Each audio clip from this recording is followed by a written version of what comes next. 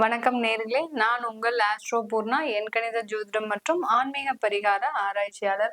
இன்னைக்கு நம்ம பாத்தீங்கன்னா 2025க்கு உண்டான பலன்கள்ல ஒரு சிறப்பு பலனாக, அதாவது 2025ல தொழில் செய்யறவங்களுக்கும், அடுத்து பாத்தீங்கன்னா உங்களுடைய வேலை சம்பந்தமான சில பிரச்சனைகள் யாருக்காவது வருது அந்த 2025ல. ஏன்னா நிறைய ராசி அன்பர்கள் நிறைய பேர் வேலையை விட்டுருப்பீங்க, வேலை கிடைக்காமலேயே இருக்கும்.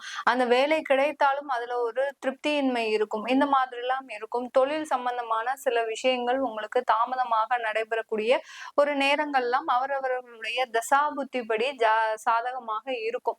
அந்த மாதிரியான சில பிரச்சனைகள் வரும்போது நமக்கு ஒரு உடனடி தீர்வாக எந்த மாதிரி நம்ம சில விஷயங்களை செய்தால், எந்த கோயிலுக்கு சென்று நம்ம வழிபாடு செஞ்சா நமக்கு உடனடி தீர்வுன்றது கிடைக்கும். அதாவது இன்ஸ்டண்டா நமக்கு இன்னைக்கு ஏதாவது ஒரு பிரச்சனை வருது. ஏன்னா எல்லா ராசி என்பர்களுக்குமே புதுவிதமான ஒரு பிரச்சனைகள் எப்பவாவது வந்துகிட்டே இருக்கு. அந்த மாதிரியான பிரச்சனைகளுக்கு ஒரு இன்ஸ்டண்டா ஒரு நிவர்த்தி கிடைக்கிறதுக்கு நம்ம எந்த கோயிலுக்கு போகணும், எந்த தெய்வத்தை வழிபாடு பண்ணணும் அப்படின்றத நம்ம இந்த பதிவுல பாக்குறோம்.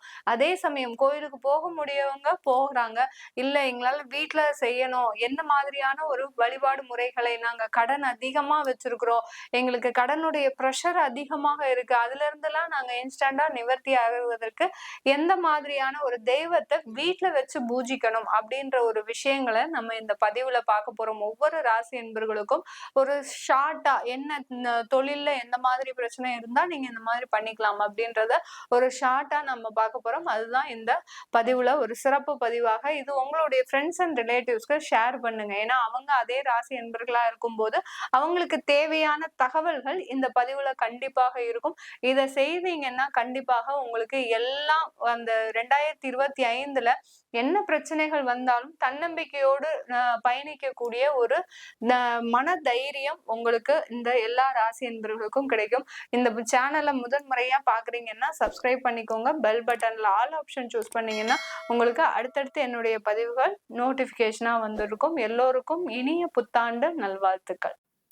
மகர ராசி அன்பர்கள் 2025ல சனி பெயர்ச்சியாக போது ஏழரை சனியினுடைய முடிவுல இருக்கிறீங்க. இந்த ஏழரை சனியில சந்தித்த பலவிதமான இன்னல்களுக்கும் தீர்வு இந்த 2025ல இந்த மகர ராசி அன்பர்களுக்கு ஒரு முழு ஆதாயமாக தான் கிடைக்க போகுது. எதெல்லாம் இழந்தீங்களோ, வேலை சம்பந்தமாக அதிகப்படியான ஒரு அவமானத்தை சந்திச்சவங்க, எவ்வளவோ எக்ஸ்பீரியன்ஸ் இருந்தும் திறமைகள் இருந்தும் அங்க உயர் அதிகாரிகள் கிட்ட ஒரு தலைகுனிந்து நிற்கக்கூடிய ஒரு சம்பவங்கள்லாம் நடந்திருக்கும். இந்த 2025 உங்களுக்கு உண்டான ஒரு வருடமாக தான் இருக்க போகுது. அதற்கு சில தெய்வ வழிபாடின் மூலமாக உங்களை தற்காத்துக் கொள்வதற்கு, ஏன்னா எதிரிகள் தொந்தரவு இந்த மகர ராசி என்பவர்களுக்கு நிறைய பேருக்கு இருக்கு.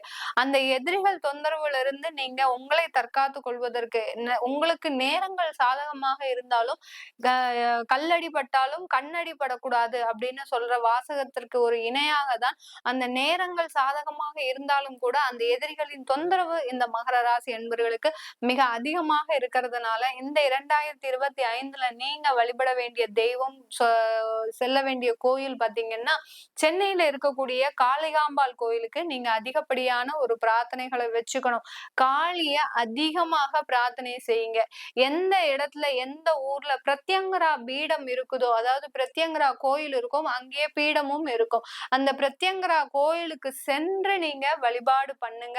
அந்த வழிபாடு பண்ணும்போது சில பிரார்த்தனைகளை நீங்க அங்க வச்சுக்கோங்க. உங்களுக்கு உண்டான அந்த என்ன தேவைகளோ அந்த தேவைகளை சொல்லி அங்க நீங்க பிரார்த்தனை செய்யும் போது இந்த 2 அம்மன் கிட்டையும் பிரத்யங்கரா, அடுத்து அந்த காளிகாம்பாள் கோயில், இந்த கோயிலுக்கு சென்று நீங்க பிரார்த்தனைகளை செய்யும் போது இந்த மகர ராசி என்பர்களுக்கு அதிகப்படியான ஒரு துணைன்றது கிடைக்க போது இந்த 2025ல.